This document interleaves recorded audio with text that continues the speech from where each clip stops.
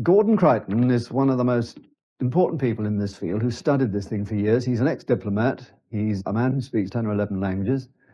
Now, Mr. Creighton, I've been studying this thing now for some weeks, and I find it a completely bewildering mystery. There are reports of lights in the sky. There are reports of figures appearing on streets.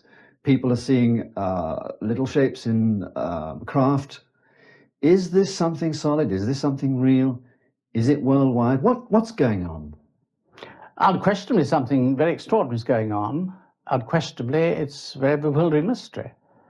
And we're glad to see that more and more very intelligent people are bringing their minds to bear on these questions. It's quite clear to me that since the end of the last war, and in particular since the first release of nuclear energy here, which I'm sure is connected with it, there have been a tremendous number of very extraordinary things happening. And this is happening all over the world. We are getting reports from every corner of the globe of people who are seeing things like this. That's a United States Air Force sketch of the type of creature which terrorized a household of people in Kentucky one night. They shot at them with shotguns, and they said that when the pellets hit them, it sounded as though they were firing into a bucket. This is a little figure about 3 feet high. A little creature about 3 feet high with large ears. Which presumably comes from where? That's the question. What do you think? I've no idea, and I'm sure nobody has. Here you have a case of something seen in the Renault factory in Cordoba in northern Argentina in 1972. A large thing which was human-like again. It was seen in the man's washroom and many other parts of the factory, encountered by a whole lot of people. It caused electrical phenomena. It caused the internal combustion engine to stop when people came near it and the runabouts. It was seen to go up. These creatures were actually seen to leave the factory at night by people outside the factory. These creatures were seen to go up to be drawn up into mysterious craft. Now, in the early years, and I say that, when I say the early years, for me, that means nearly 30 years ago, because I saw one of these things in China in 1941, when I was in the embassy there. I naturally didn't say there goes a flying saucer, because the term hadn't been coined then. But I did think I'd seen something very extraordinary. And I never forgot what I'd seen. And some years later, I was in America, and I began to see the reports in the press, heavily censored reports, some of them, of things, yes, because they're military reports, of things that were seen over the Western Front. And my files began then, and this house is bulging now with files. I was so upset because so many of my own friends had been murdered by the Reds. Really? I resigned from the Foreign Service. And I then went to the Ministry of Defense as an intelligence officer, specializing in Russian and Chinese matters, you see. Oh. But then, you see, for nearly 10 years, I found myself working in a top secret department on the next floor, underneath the floor, where the Royal Air Force was studying UFOs. So at a very early date, I got confirmation that UFOs existed. My goodness. And although I wasn't involved in their work, I was in the same building with them. I spent a good many years in the British Foreign Service. I was in the Far Eastern Department, so I became a China specialist.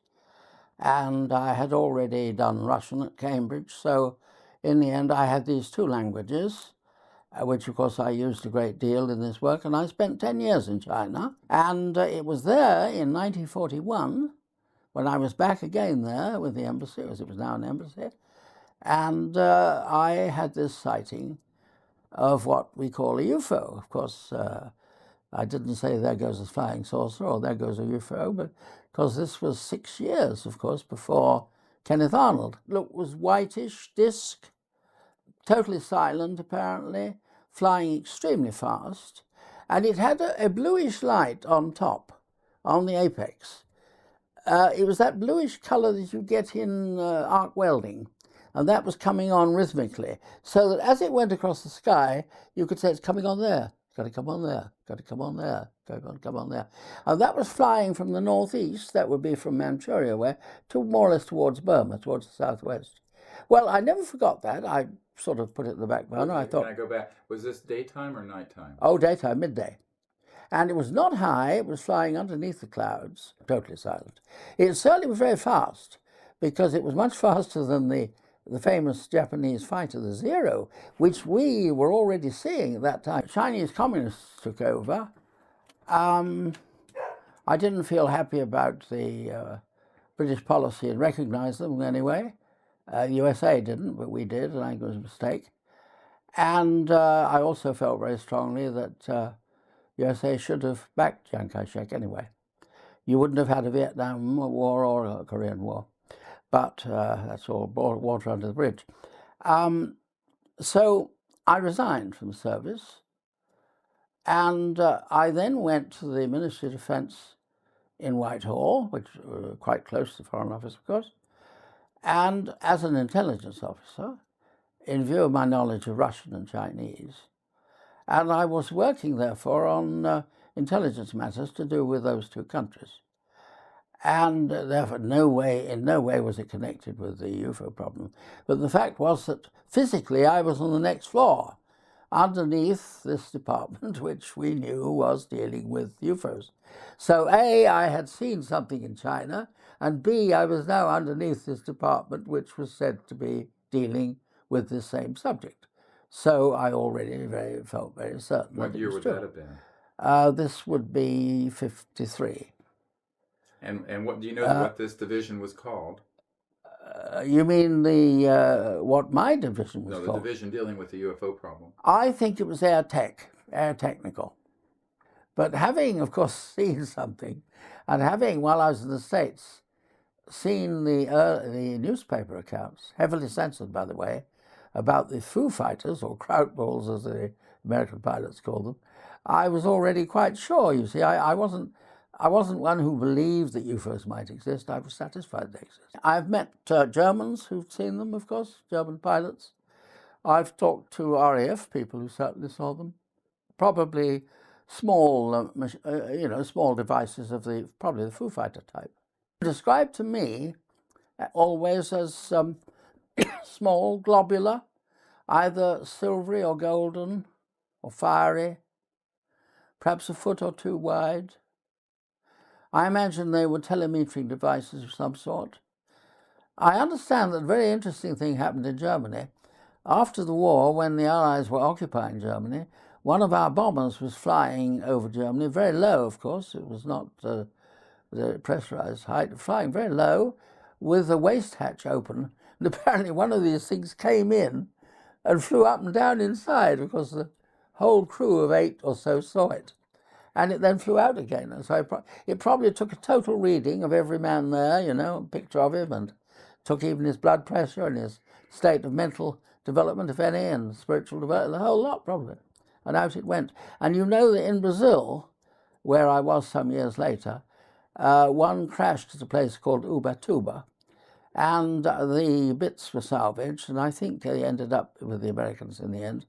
And I believe it was found to be very largely, what's the stuff that, magnesium, largely the content. In other words, it was something expendable. He was starting to collect names, already for subscriptions.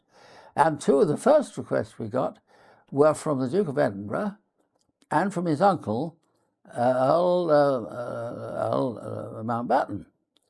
Now, the interesting thing there is that in that same year, 54, this proves the interest that the Duke had in the subject. It was announced in the press that he had requested the British Ministry of Defence to give him a copy of every UFO report they had. So that shows his interest at a very early date. Yes. Naturally, the magazine went to him from then on, to the Duke, and is still going to him. In fact, I also sent it to Prince Charles. And, of course, it went to the uncle, Lord Mountbatten, until he was assassinated. She was in London, and she was reporting back, and she said that I and my husband were at a cocktail party last night, and we met a man whose name is known to every American, a man of cabinet rank, who told us the story about the crash of a craft with small occupants. But I interpreted that as being a British crash. I didn't know that was Roswell. But the interesting thing is that we do know that on the estate of Lord Mountbatten, which is in the south of England, down near Southampton, the estate is called Broadlands, that in the early 60s, I think it was the very early 60s, we published the story, the whole story. In the early 60s, he had a man working on the estates, a groundsman, I think, or working outside anyway. And this chap apparently one morning, it was winter time, there was snow on the ground, and he was coming in, and he apparently saw a UFO hovering, and I believe I'm right in saying he saw it land. And he was pretty shaken when he came into the house. So they took this man, whose name was Bridges, who had been in the British Army in the war. They took Bridges in to see Mountbatten, and Mountbatten asked him to tell his story, and pulled out a drawer and got a lot of different types of UFO photos out and showed it. Was it this one? Was it this type? And apparently Bridges indicated that one which was model, or more or less like it. And then they got a girl, the secretary, to come in, and Bridges made his statement. They took 6 copies of it. Bridges signed them all, and they gave him a copy to keep, and the Mountbatten put the other 5 in the drawer, and that was that. Well, we got the story. I think we got it from Desmond Leslie, but anyhow, we published it at the time. So you see, there had been landing on the estate of Mountbatten, and there was Mountbatten's great interest. And of course, one of my closest friends was Hynek. And when Hynek came over here the first time, I went on behalf of our group to meet him and took him out to lunch. And he told me a very interesting thing, and this ought to go on the record, I think. He told me that up till then, the US authorities had not been showing him any of the cases that were coming in from CIA overseas or from embassies or consuls. It was desperately important, as we see from Corso's book, it was desperately important that the Soviets shouldn't know what the Americans found out. Of course, we now know, by the way, that Stalin was quicker off the mark than the Americans were, because you probably know the story of this. Stalin became aware of it at a very early date, in 1947, after the story after Kenneth Arnold. And Stalin was collecting reports from all over the place. And one day he called in the a young astronomer, you remember, named Korolev, and showed him all these reports. And Stalin said to him, sit down there and look at that. What do you think about it? And apparently Korolev said, well, can I take it home and look at it? And Stalin said, no, you're going to sit here in the Kremlin. You're going to stay here until I get your answer. So apparently he gave him the answer. He said, yes, it's not of this world. It's not of this earth. It's not terrestrial. And then Stalin apparently wanted him to take over control of it, you remember. And Korolev said, well, if you don't mind, I'm an astronomer and mathematician. I don't really want to do that. And of course, he went on to be the head of the whole Soviet rocket program. Had a very tremendous career. But obviously, from the American point of view, it was desperately important that they should keep it top secret. Well, I'm sure you could say that the time for ending the secrecy had arrived certainly when the Soviet Empire dissolved, because there wasn't that danger any longer. Very little is leaked out over here, a lot less is leaked out here than over on your side. They really have to keep the lid on it well here. But I've always had the impression that the Americans were giving them here very little information, and that's not surprising. because there's more knowledge about the subject over on that side than anywhere. And I'm quite certain, of course, that if ever we do get a breakthrough and we solve this problem, it will be done in the States. And that, as Hynek said to me several times when we discussed, I remember asking him, what do you think caused this? Assuming that they've always been there, but what caused this great interest in us, this large incursion after 47? And I remember he thought for a moment, he said, well, obviously, the atom bomb. If you accept the multidimensional theory, it's highly likely that we've done a hell of a lot of damage. In somebody else's world, they might have even done more damage there than we did here. And if you kick the beehive, you shouldn't be surprised if the bees come out and look at you. And if you've hurt them, they might even sting you. And so my answer is I think it's an enormously complicated problem. If he carries on as he is, he's like a child playing with a bit of chunk of dynamite and a hammer. He's going to destroy himself. Man could have survived forever with bows and arrows. He's not going to coexist forever with his present technology. One or the other is going.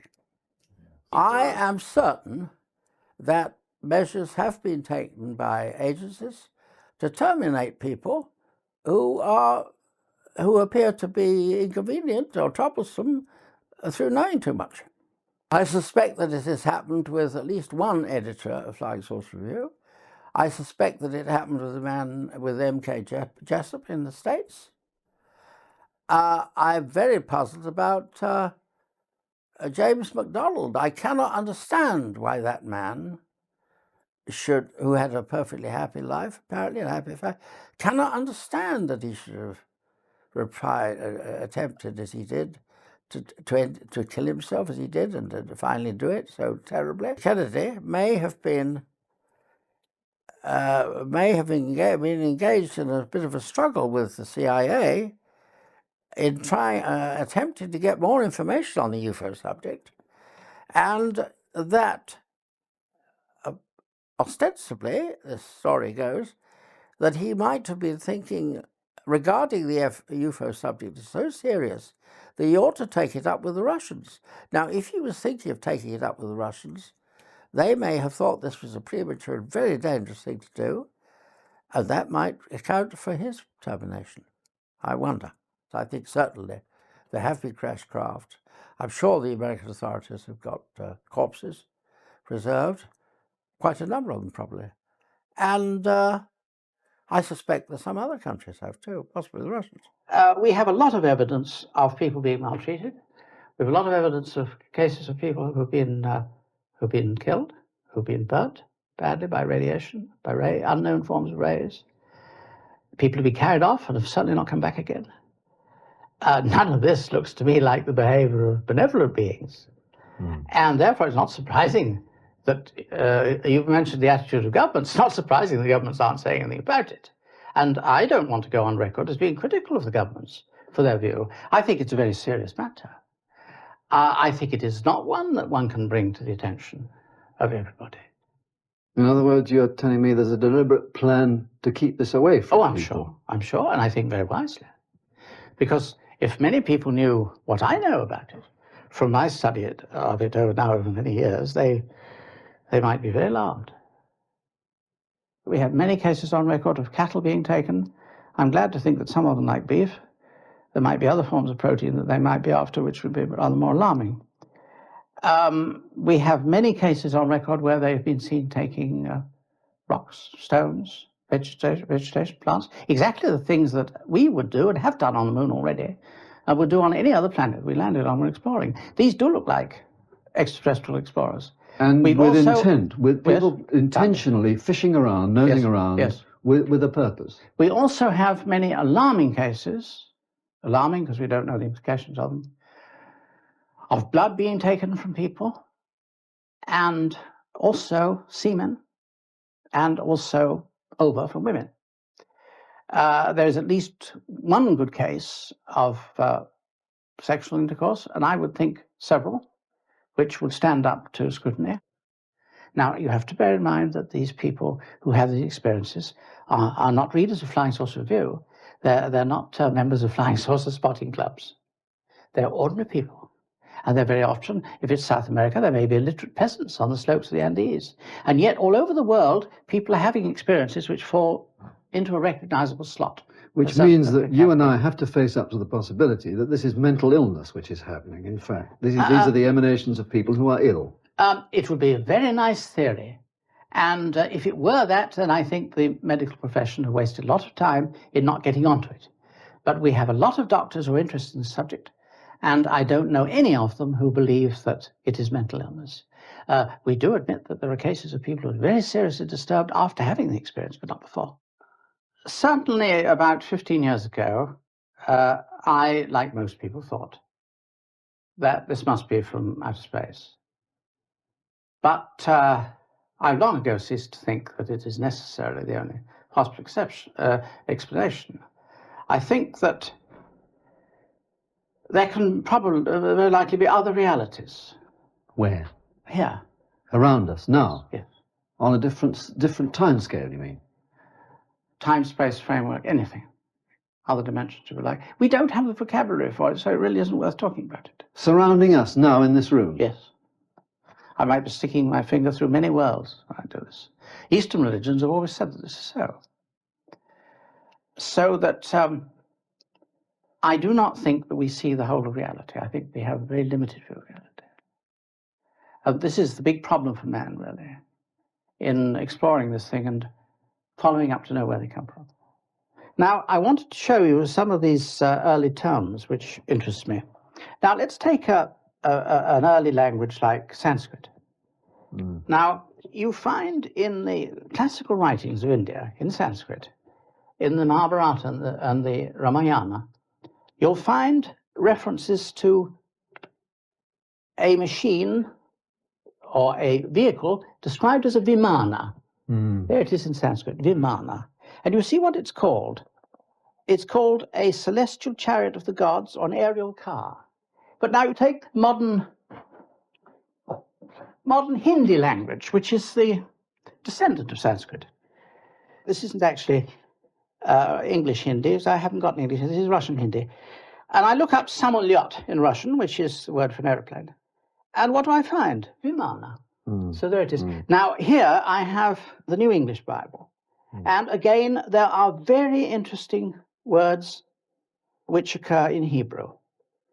There is, first of all, Ezekiel's famous experience, because Ezekiel saw something, and he was afterwards taken aloft. It's described as galgal, a wheel. And, of course, you have... One objection to this that I've read is that Ezekiel saw a vision and not a thing. Well, I can only tell you that a man in America, I forget his name at the moment, but he is a space scientist, has just written a very convincing book about it. And he fully, it's out in paperback in this country. And is it Blumrich? I think his name is Blumrich. He fully accepts the thesis that this is an attempt by a member of a non-technological society to describe what we would call some kind of machine. I think, in fact, that we're going to find out, if we are given time to find it out, that, first of all, that we are not the first humanity that there's been on this planet anyway. There have been quite a number of others that have come unstuck or been wiped out. Secondly, that man is not just the product of chance, of the ordinary workings out of blind evolution. He's that plus something else. That, in other words, we are the result of some very superior engineering by somebody, somewhere. And I think that opposed to those forces, the creative powers of the cosmos, there are others who you could describe as the opposition, or the people who are throwing spanners in the works. I suspect that there is a very great struggle going on for control of us. Now, there is a group in America, from whom I've heard in recent years, who claim that they have evidence that there are 4 different lots who are struggling for control of Homo sap. Me, you. Yeah. And they would have quite different viewpoints and might not all be what we would call benevolent. This would explain a great deal, because almost without exception, these beings of different sizes and shapes are never seen in association with each other. Nor are they reported in the papers. No. You mean as in association? Well, you don't pick up your morning paper and read about these things happening daily. Oh, of course weekly. you don't. But now, why? The reason for that is that there are subtle methods of seeing that doesn't happen. I'm not suggesting that there's a D notice. I don't think they do it by anything as unsubtle as a D notice. But there are other ways. I'm sure that phone calls are put through, and an item which was not considered helpful is removed. I've noticed this myself many times. What prompted me to call you and get you on the program tonight was an interesting quote that I had seen of Lord Hill Norton, something that he had written, or something. I guess it was something that appeared in the London Times, the Times of London, talking about the warns of satanic UFOs, and your name was brought up in this. And I can't hear you. Okay, your name was brought up in this, and so I'm wondering.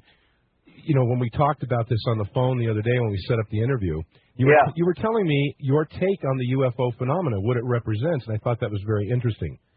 Yeah. For the audience, what is your take on this? Tell me, did you get the fax we sent you? No, we did not get it. Oh, I've sent you a fax.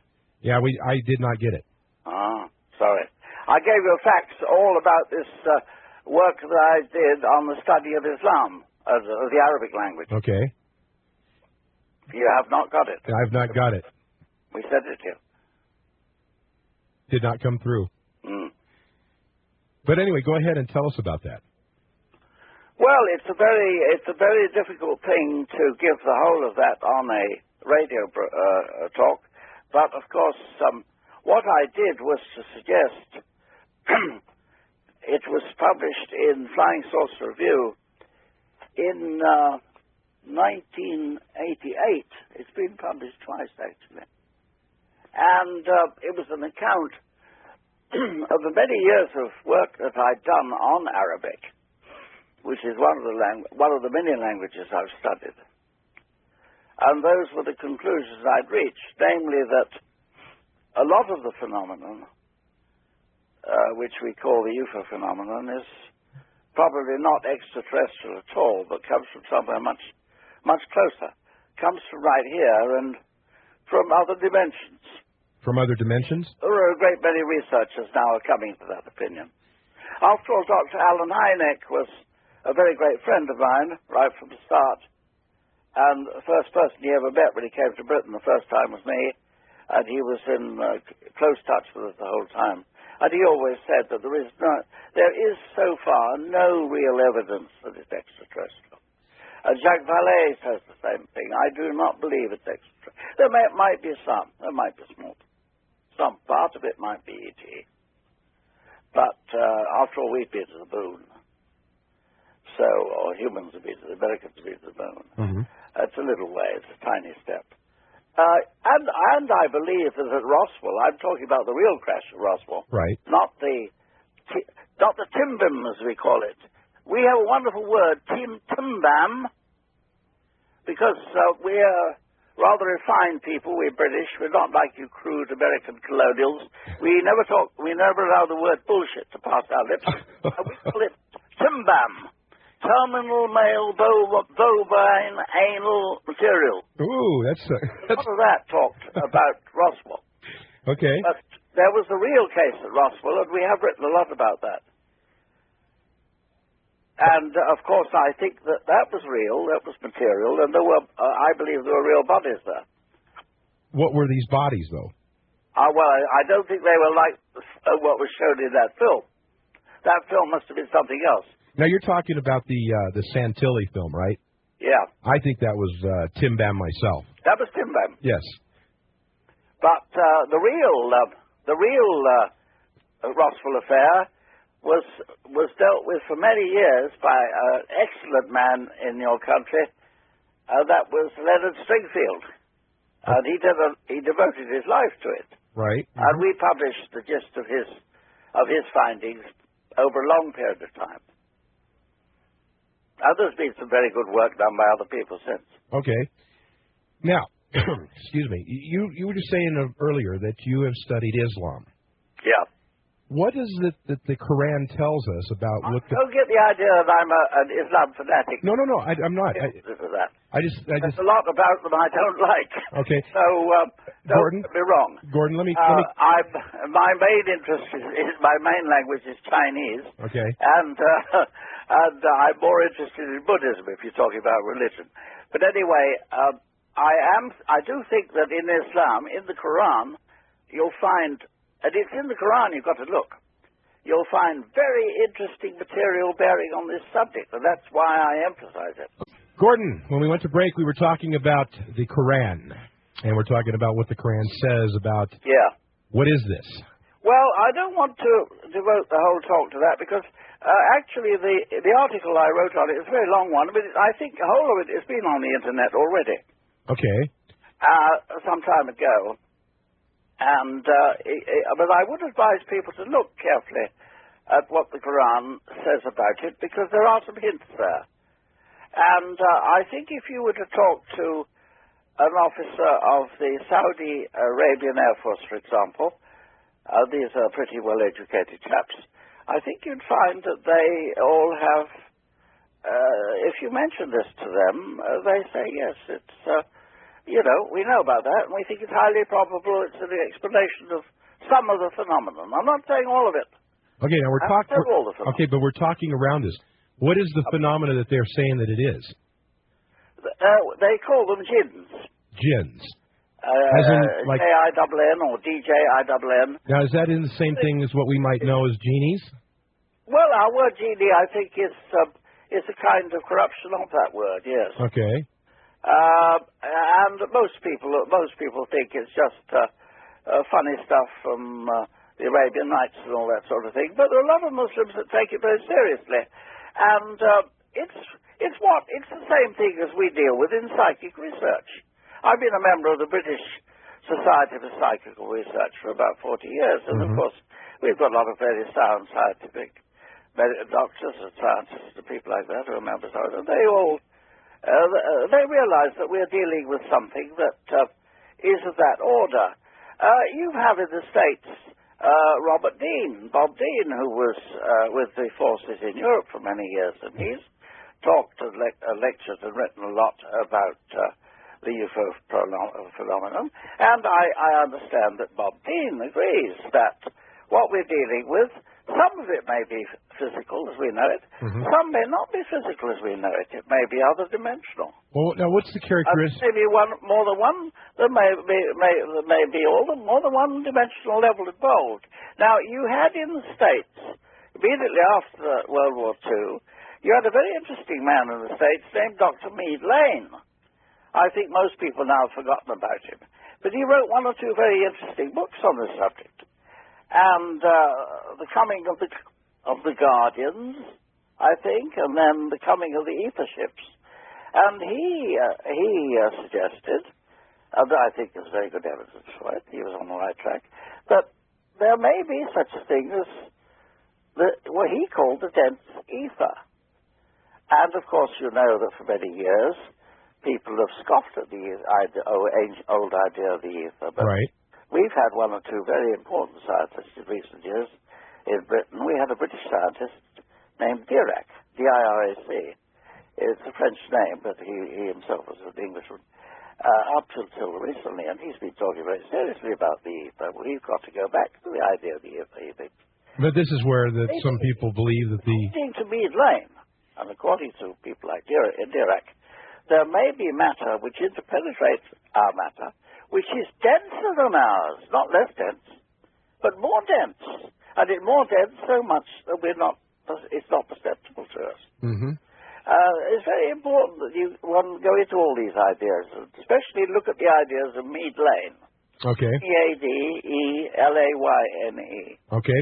Let's take a call. We've got Gary calling in from our affiliate KCMO in Kansas City. Good evening, Gary. Hi. Hi. I was wanting to ask him if he'd checked into the United States Patent Office as far as anything being patented.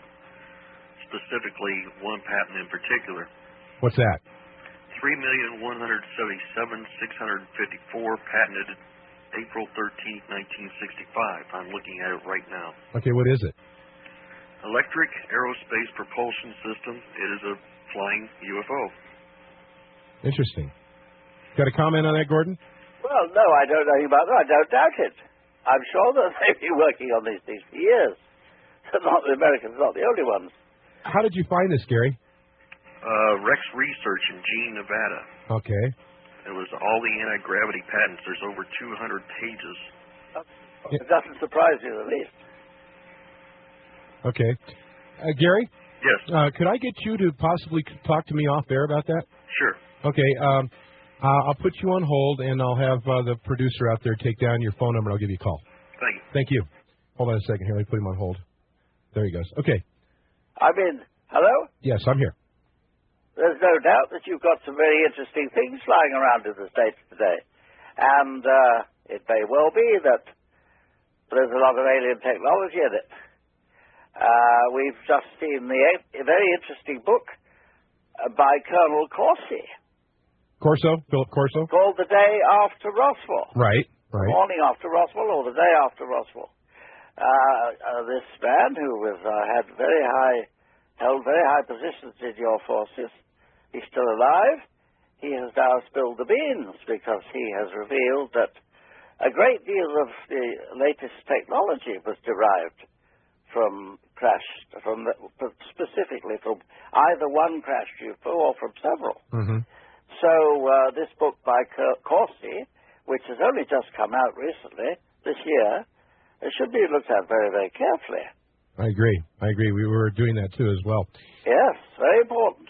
Real quick before we go to our next break, what are some of the characteristics, and after we talk about this, we'll move on to another subject, but what are some of the characteristics that the jinns have that mimic or look like the aliens? Jinn is connected with the Arabic word jana, being concealed, being hidden. Okay. So the idea is that these are beings that are not normally perceptible to us, but they're there and are watching us the whole time, as it were, lying doggo. And this could be another way of putting it, that they're in another dimensional setup, but right close. Okay. And after all, if you look at the latest findings of the top scientists in these fields in subatomic physics, that's in the States where all this leading work is going on. You have these very important new theories like the superstrings theory and so on, and they don't laugh at you any longer if you talk about a multidimensional universe. Okay. I understand that it's not at all stupid now to talk about the theory of a universe of 10 dimensions. Are jinns plus time. Are jinns considered to be malevolent or dangerous in any way? The thing is, it's quite clear from the Quran that they are a whole body of beings of many species. It's really what we in the West call spirits. You have to understand that. Okay. We're dealing with psychic phenomena. And the Quran makes it quite clear that some of them bad, they're very bad, and some of them aren't. And Muhammad, who claimed to be bringing a new message to mankind, specifically stated that my message is for the salvation of the jinns as well as the salvation of mankind. So the thing is not left evident. But the number one baddie of the jinns is a being called Iblis, or Shaitan. And of course that is the Arabic word for Satan. Very interesting. The opponent. This is what it means. Okay. So it's all there. Okay, Gordon, hold that thought. And these ideas are right there at the bottom of Christianity, of Judaism, of Islam. There are these basic ideas of the forces of the light and the forces of darkness. And it even goes back earlier than Christianity, because you find it in the famous religion of Zoroastrianism and Manichaeanism, which were in Iran even long before the coming of Christianity. Very interesting. Or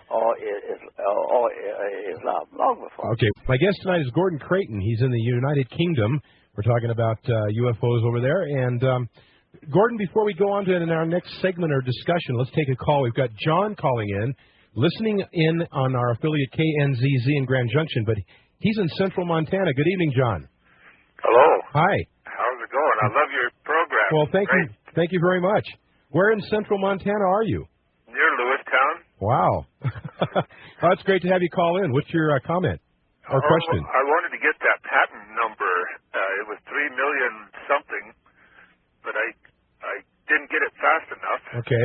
Couldn't write it down. All right. I'll tell you what we're going to do. We took down Gary's phone number. We're going to make contact with him. We might even do something on the show next week about it. If you want to take down my number at the end of the hour and call me, I will be happy to give you that patent number sometime during the week. Go for it. Okay. You'll be listening to the end of the program? No, they don't play the last hour. Okay. Out of TNZ. All right. Let me give it to you real quick. It's 303. All right. 863. Okay. 0484. Got it. Okay. That scientist Dirac, or that we pronounce Dirac, in the States here, he was saying that this ether medium is at least 10 billion times denser than water. And that would mean that if you could alter this ether, it would take very little effort to fly around the world. Like 1928, at the time he said it, probably 25 cents worth of energy. Wow. Gordon, are you listening to this? Gordon? Yes. All right. Dirac, very important scientist indeed. British scientist. Can I say something before we go any further? Yes, go ahead. I'd like to talk about elephants. I don't know whether your readers know your listeners know the story of the 3 blind men in Iran who set out to walk to China. They were walking to Cathay. And on the way to Cathay, the 3 blind men encountered an elephant. And, of course, they got hold of this thing and started groping it. And one of them got hold of a great big leg like the trunk of a tree, and he started giving a running account of what this thing was, to give a total account and description of the elephant. And the other one, another one at the other end, got hold of its tail and was swinging on that. The third one up at the front had got hold of the trunk, and he was giving a running account on that. Now, each of those men gave a totally incomplete and totally unsatisfying account of an elephant, because none of them had seen their elephant. Uh-huh. And in this UFO business, none of us have seen our elephant yet. And that's what we're dealing with. Okay. That's what we're dealing with. That's very interesting. John, any other comments or questions? I sure don't. I sure enjoy your program. It's great to hear it, and I love the bumper music for it too. Great. Well, thanks for calling in. Appreciate the time. Thank you much. No problem. Keep listening. I will. Okay, that was John from Central Montana listening in on KNZZ in Grand Junction. The signal is getting out. Gordon, we don't have much time left. I wanted to ask you, in your years of doing this stuff that you've been doing, you've been involved in some respects, I guess, with some of the stuff that's going on in the UK. What do you think the British government knows about the UFO phenomena? Well, it knows what the U.S. government knows. And that is what? Well, they know a hell of a lot. Do they keep in my it? opinion. Do they keep it from the public there? Well, of course they do. And I'm not going to criticize them for it either. I think they're very wise. And why is that? Because I think if the real facts as we know them were given out generally, you'd get massive panic. Don't forget that the governments in the world have never forgotten that Orson Welles radio program. In 1938? Never. They've never forgotten that, you say? No. You don't think that our culture or society would be able to deal with something like that? Not yet, no. Might never be able to. What do you know about Admiral or Lord Hill Norton? Oh, he's one of our most distinguished defense people. He's a very outspoken proponent of the UFO theory, isn't he? Yes, oh yes. He's very much like Barry Goldwater in your country. Uh-huh. He's very frustrated. He's held the top most posts that there are, and yet he's never been let into on the facts. That's the basic thing about him that motivates him. He's very frustrated, and of course one can understand that. Okay. Let's take another call real quick before we go to our break. We've got Brenda calling in from our affiliate in Denver, 1280 Ralph. Good evening. Hi, Michael. I just wanted to ask Gordon about beings that he mentioned in the Quran, the djinn. Would they correspond to angels in the Bible? Yeah. No, quite definitely not. The Quran is very interesting on this point. This is absolutely, it's a key thing I'm going to say. The Quran says that beneath God there are three types of beings on the earth. There is man whose body is made of soil or clay or earth. That's a very fine poetic way of saying that our bodies are made of the elements of the periodic table, which is quite true. It also states that there are the angels whose bodies are made of light. That's in Arabic, it's nur. The angels have radiant bodies. Malak is the Arabic word for an angel. And in Hebrew, it's malach. And they are high beings with bodies of radiant, beautiful light. And I'm perfectly sure that there are such beings, and in recent years there have been many more accounts of them being encountered. Okay, I've got to drop it. Especially, for example, even by Soviet astronauts. Okay, we've got to stop it. Very extraordinary report. Gordon, we don't have much time left here to wrap up the program. With this kind of program, it's no good if you leave things hanging half said or hanging in the air, unfinished. Okay. Now, we were talking about the position of the angels. A lot of this phenomenon is connected with that aspect. A lot of the beings that have been seen in the last 40, 50 years probably belong to that level. It's very important. Okay. Now, I've mentioned that the alien being, that the angelic hosts, according to that Islamic theory, and it fits in completely with the agrees with Christianity, are beings of radiant bodies, radiant bodies of light. Now, a man has the body made of, physical body made of the elementary table. Now, what it does then say, this is cardinal, very important, it says that the jinns are beings who, and it then gives us a term in Arabic which is almost untranslatable. They are made of what's called smokeless flame or smokeless fire. Now, I have discussed this with one doctor, an Arab, who reads my magazine, has read it for many years. He's an Arab, trained in England, and he was for many years, for some years, he was the head of the medical radiation department of the University of Baghdad under Saddam Hussein. And he told me in a letter, he said, I think you're absolutely on the right track in what you say about the jinns. He said, I do think that this is right. Now, the jinns, according to the Bible, I have to finish this, according to the Quran, the jinns have bodies which are made of this strange substance which is described as smokeless flame. I asked him, as a learned man and a modern doctor, what he thought this could possibly be. And his reply to me was very interesting. He said, I don't know. I suspect it's something that humans don't know about yet.